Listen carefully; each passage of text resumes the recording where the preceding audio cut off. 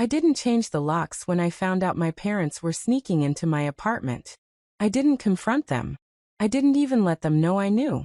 Instead, I disappeared without a word and watched them destroy everything they thought they controlled. Kirsten Vale had worked for every square inch of her independence. At 27, she had just signed the lease on a sleek downtown Portland apartment overlooking the river, floor-to-ceiling windows, polished concrete floors, the kind of place her parents once called unnecessary. Law school hadn't been funded by family pride or support.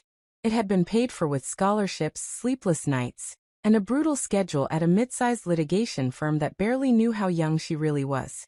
Her parents, Hollis and Mary Beth Vale, hadn't visited much while she struggled.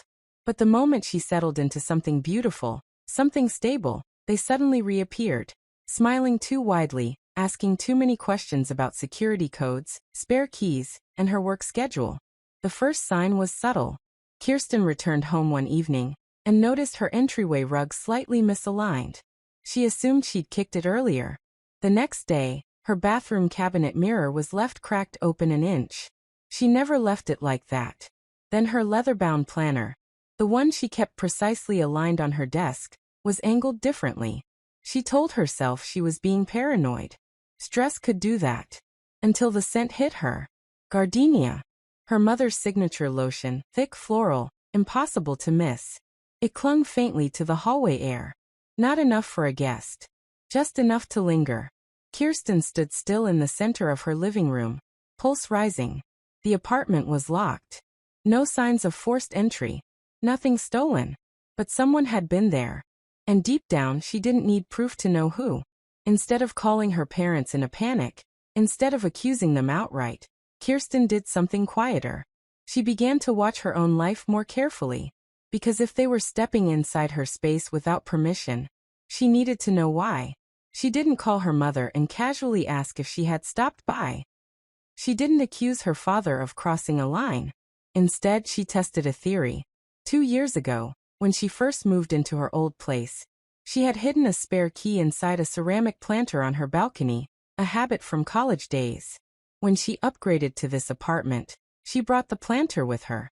She never told her parents about the key directly, but she had once mentioned it carelessly during a family dinner. That night, she stepped onto her balcony and lifted the planter. The key was gone. Not misplaced. Not shifted. Gone. Her stomach didn't drop. It hardened. The next morning, Kirsten left for work as usual, heels clicking confidently down the hallway, but instead of heading straight to the office, she drove to an electronics store. Within hours, discrete interior cameras were installed. One facing the entryway, one covering the living room, and one angled subtly toward her home office. No blinking lights. No obvious indicators. Just quiet recording. For 3 days, nothing happened. She almost felt foolish. Then on the 4th afternoon, while sitting in her office downtown reviewing case files, her phone buzzed with a motion alert. Kirsten opened the live feed. The front door unlocked smoothly. Her father, Hollis Vale, stepped inside first, relaxed, familiar, comfortable. No hesitation. Her mother followed behind him, closing the door gently like she belonged there. They didn't look nervous. They didn't look guilty. They looked entitled. Kirsten watched in absolute silence as her parents walked deeper into her apartment, glancing around like inspectors surveying property. And in that moment, suspicion turned into certainty. This wasn't accidental. It was deliberate. At first, Kirsten tried to rationalize it. Maybe they were checking on her. Maybe it was misguided parental concern. Maybe they just missed her. But the second camera feed erased every excuse. From her office downtown, she watched her father move with unsettling confidence toward her hallway closet, the one place she kept locked. He didn't hesitate. He pulled a small ring of tools from his jacket pocket. Tools. Kirsten's jaw tightened as Hollis knelt and picked the lock with casual precision. This wasn't spontaneous. This was practiced. Inside the closet sat a locked metal file cabinet containing printed drafts, client intake summaries, and research notes tied to active litigation. Nothing public. Nothing meant for family eyes. Hollis opened it. Mary Beth stood behind him, whispering urgently, glancing toward the door as if someone might walk in. Kirsten turned up the audio. Just take photos, her mother murmured. We don't need originals. We just need leverage. Leverage. Her father methodically flipped through documents, using his phone to photograph pages, pausing on anything with numbers, property maps, settlement estimates. This wasn't curiosity. It was extraction. Then came the sentence that made her stomach go cold. We can finally fix the mistake she made, Mary Beth said quietly. She owes us that much. Owes us. Kirsten felt something inside her fracture. Not loudly, not dramatically, but cleanly. Years of emotional distance suddenly made sense. The sudden interest in her job. The probing questions about high-value cases. The unexpected visits. They hadn't come to reconnect. They had come to use her. And they believed she would never notice. Kirsten didn't cry. She simply watched, memorizing every movement, every whisper. Because now this wasn't about suspicion. This was about betrayal. Kirsten couldn't confront them yet, not without understanding why. Late that night, she began quietly tracing her family's finances. Hollis and Mary Beth had always lived comfortably enough, but a few irregularities in public records caught her attention. Unpaid taxes, sudden loans, and transfers to a company she barely recognized, Hale Properties. Her investigation led her to her cousin Braxton Hale, a man always described as ambitious but reckless. A failing real estate venture lined up perfectly with her parents' sudden interest in her apartment. Her heart sank as she connected the dots. They weren't interested in her apartment because they cared. They were drowning financially and saw her rising legal career as the solution. Kirsten felt a chill as she realized the full scope of their plan. Her confidential documents, her client contacts, even her apartment itself could become collateral. Her parents had calculated every angle. They had believed that by inserting themselves quietly into her life, they could siphon information, possibly even manipulate her career decisions, all while keeping their hands clean in her eyes. She remembered the subtle behaviors that once seemed harmless. Questions about her work hours, casual comments about her savings, even Mary Beth's offhand remark about good investments. It wasn't curiosity, it was a blueprint. That night, Kirsten sat on the edge of her unmade bed, staring at the city lights through her floor-to-ceiling windows. Anger, betrayal, and disbelief churned inside her. She had spent years building her independence, yet the people who were supposed to support her were scheming to exploit it. But with clarity came resolve. She didn't need to confront them immediately. She didn't need to fight yet. She could watch. She could plan. She could let the weight of their greed and betrayal set the stage for the reckoning they didn't see coming. Her parents had a motive. Now Kirsten would find the method. Kirsten knew confronting her parents now would be futile. Anger wouldn't stop them, and legal action at this stage might alert them too soon. She needed patience, precision, and invisibility. She began by quietly relocating her assets. Savings accounts were transferred under discreet, legally protected names. Investments were rerouted, and sensitive client files were duplicated and stored securely offsite. Every move was silent, every step invisible. If her parents were counting on her naivety, they were about to be proven wrong. Next, she planned her physical disappearance. She spoke to her extended relatives, telling them she had been assigned a high-stakes, long-term project in another city, a trial that would keep her away for months. She avoided emotional explanations. No apologies. No confessions. Just the facts. Kirsten Vale, rising attorney, needed focus. Then came the final step. Her apartment, carefully staged and intact, would remain as bait. Nothing appeared stolen. Nothing seemed out of place. The cameras were still active, recording every inch of intrusion, every stolen glance at her possessions. She wanted them to believe the opportunity was still there. On the day she left, she walked out with nothing more than a small suitcase and her professional laptop. She didn't glance back. She didn't send a message. She vanished into the city streets like a shadow, leaving her parents' plans dangling in the wind. That night, she watched through her remote feeds as they returned to the apartment.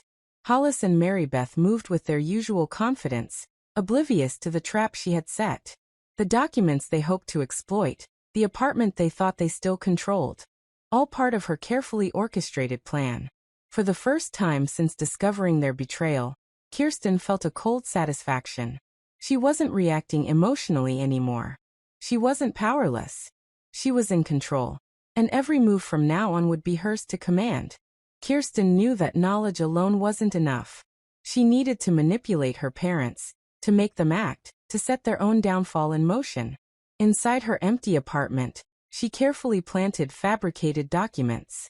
On her office desk, she left drafts of legal settlements that didn't exist, multimillion-dollar deals tied to a high-profile property acquisition, spreadsheets with convincing numbers, emails with legitimate-looking letterheads, and mock confidential memos littered the drawer. Every detail was meticulously crafted to appear authentic. She thought about her parents as she worked. Hollis, always hungry for an edge, and Marybeth, eager to guide him. They wouldn't resist. Greed had always been a weakness for them.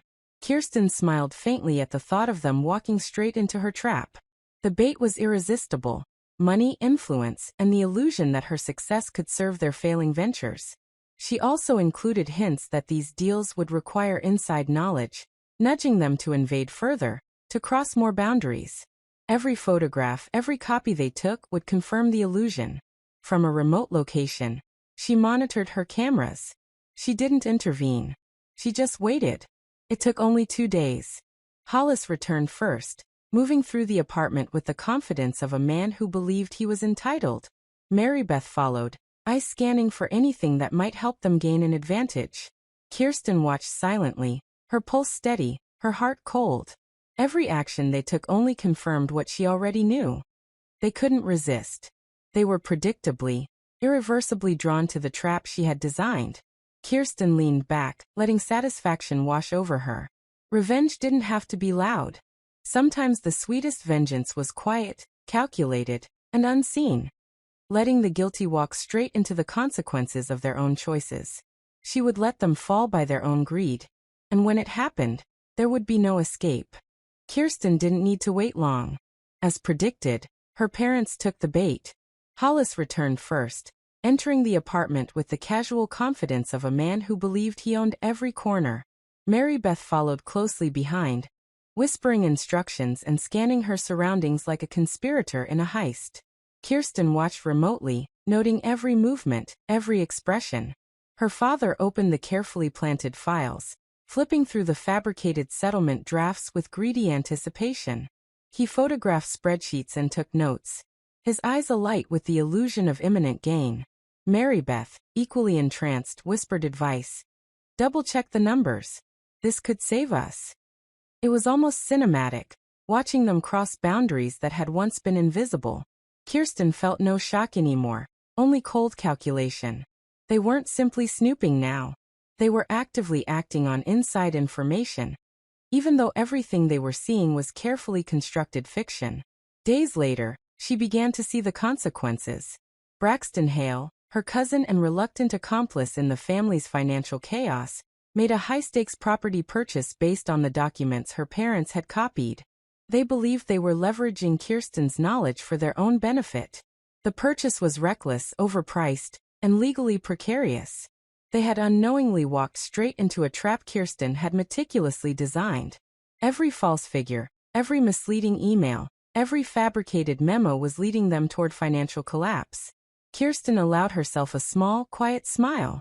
She didn't interfere. She let greed and betrayal play their course. Her parents, once the ones orchestrating moves behind closed doors, had now crossed the line into a dangerous gamble, one she had rigged entirely. From afar, she felt power and satisfaction. Finally, they were on her terms, dancing unknowingly to her carefully composed symphony of revenge.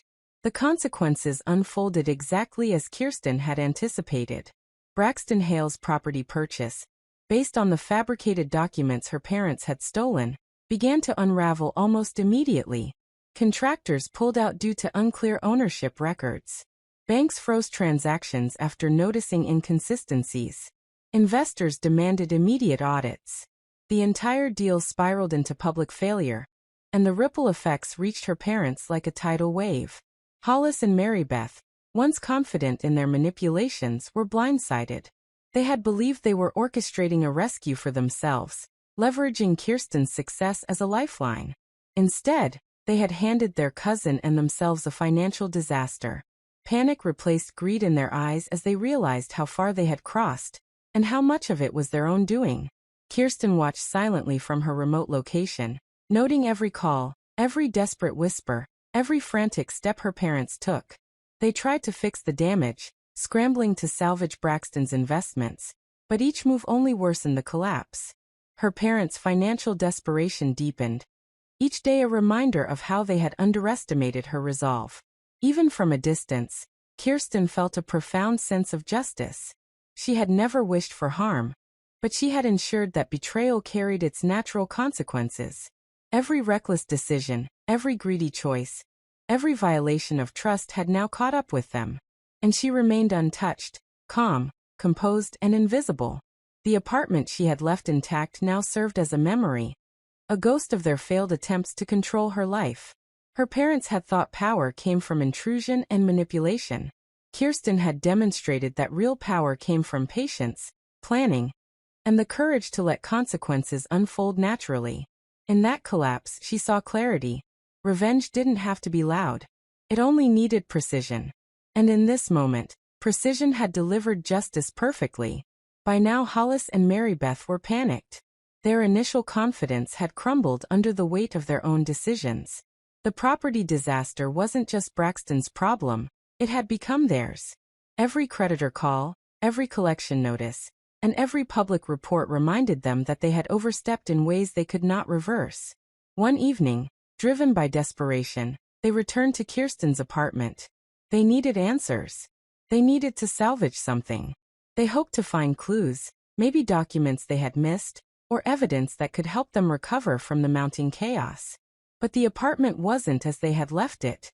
The doors were locked, the lease terminated, furniture gone, drawers empty. Every item they once believed they could exploit was now gone.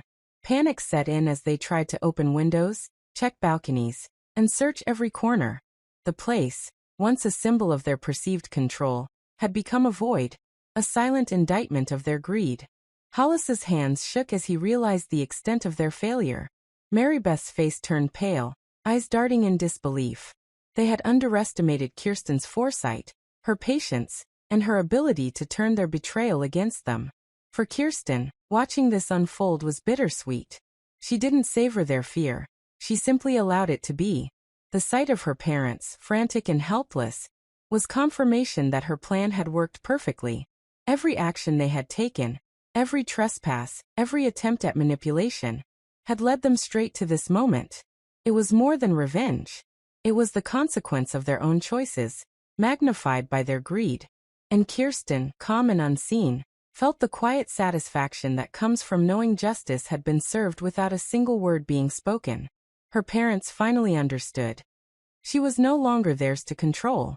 Weeks passed before Kirsten decided it was time to face her parents directly. She didn't summon them to her apartment. There was nothing left there to confront them. Instead, she arranged a meeting at her new firm's sleek conference room, neutral ground where she held all the power. Hollis and Marybeth arrived, their expressions a mix of confusion, fear, and begrudging respect. They expected anger, tears, maybe begging, but Kirsten remained calm, composed, untouchable. She had rehearsed nothing. She didn't need to. Every detail of their betrayal was documented, and every move had been recorded. She started the meeting quietly, her voice measured. "I know everything. Every time you came into my apartment, every document you copied, every plan you tried to execute, everything." Her parents shifted uncomfortably in their chairs. Hollis opened his mouth, but Kirsten raised a hand to stop him. "Don't. There's nothing you can say that will undo what you've done." She presented the evidence. Surveillance footage of them sneaking in, photographs of them with her documents, records showing how they attempted to manipulate Braxton's property purchase. She didn't embellish. She didn't dramatize. The truth, laid out plainly, was devastating enough. Marybeth tried to justify herself. "We were trying to help." Kirsten cut her off. "Help? You mean use me? Betrayal doesn't get called help." The power dynamic had shifted completely. Kirsten wasn't pleading for apologies. She wasn't seeking reconciliation. She was asserting control, showing them exactly the consequences of their actions, and reminding them that every greedy move, every intrusion, had been noticed and countered. Her parents sat in silence, absorbing the weight of their own actions. For the first time, they truly saw Kirsten not as their child to manipulate, but as a woman fully in command of her life, and of their reckoning. The room was heavy with tension, but Kirsten remained unshaken. Every calculated move she had made now bore fruit, and her parents could feel the shift in power pressing down on them. She leaned forward, her gaze steady. "You believed you could control my life, my career, even my independence. You thought I would never notice. You thought you could sneak, manipulate, and exploit me, and get away with it." Hollis swallowed hard. Mary Beth's fingers twisted nervously in her lap. They had underestimated her intelligence, her patience, and above all, her capacity for strategy. The truth was undeniable. Kirsten had outmaneuvered them at every turn. She detailed the steps she had taken quietly, away from their view. The transferred funds, the relocation, the planted documents, and the careful monitoring of their every move. Every action had been intentional. Every detail a precise part of the plan to let their own greed and betrayal lead them to ruin. "You tried to use me as an exit plan," she said softly, letting the weight of her words sink in. "But now the game has changed. You have no control, and everything you relied on to save yourselves is failing." Her parents looked at each other, a mixture of guilt and disbelief in their eyes. For the first time, they truly realized they were powerless. They had been the architects of their own downfall, and Kirsten, once vulnerable, had become untouchable. She didn't gloat. She didn't scream. She simply outlined the consequences of their actions with clarity and calm precision. They would survive, barely, but the lesson was clear. Betrayal has a price. Kirsten rose, signaling the meeting's end. She had regained her life, her independence, and her dignity. The power had shifted entirely, and her parents now understood that the woman they once tried to manipulate was no longer theirs to control. Months later, the consequences of their choices had fully played out. Hollis and Mary Beth Vale were left to pick up the pieces of their financial ruin. Braxton Hale declared bankruptcy, the fallout from the reckless property purchase hitting him and indirectly them. Creditors closed in, lawsuits mounted, and their names carried the shadow of failed schemes. The life they had tried to control with manipulation and deceit now crumbled under the weight of their own greed. Kirsten, meanwhile, thrived. She had secured her new apartment, advanced in her firm, and built a network of trust and respect around her. Every career milestone, every promotion, every successful case was a quiet reminder of her resilience and foresight. She didn't need revenge and anger. The natural consequences had delivered the justice she sought. The lesson was clear. Betrayal carries its own weight, and karma has a meticulous way of balancing the scales. Kirsten didn't gloat over her parents' misfortune. Instead, she moved with calm confidence, knowing she had taken control of the narrative of her life.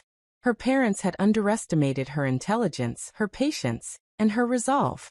They had tried to exploit her success for their own gain, and it had backfired spectacularly. The final encounter at her firm's conference room had sealed the lesson. Hollis and Mary Beth had witnessed firsthand that their actions had consequences, that manipulation and greed cannot outrun truth and foresight. Kirsten walked away from them, not with hatred, but with clarity. She had been betrayed, but she had also turned that betrayal into power. She had orchestrated the downfall of those who sought to control her. And in doing so, she had ensured her own independence, her dignity, and her triumph. In the end, the greatest revenge was not destruction. It was allowing the guilty to fall by their own choices, proving that karma is patient, precise, and unavoidable. Some stories don't end, they follow you. If this one stayed in your mind, you know what to do.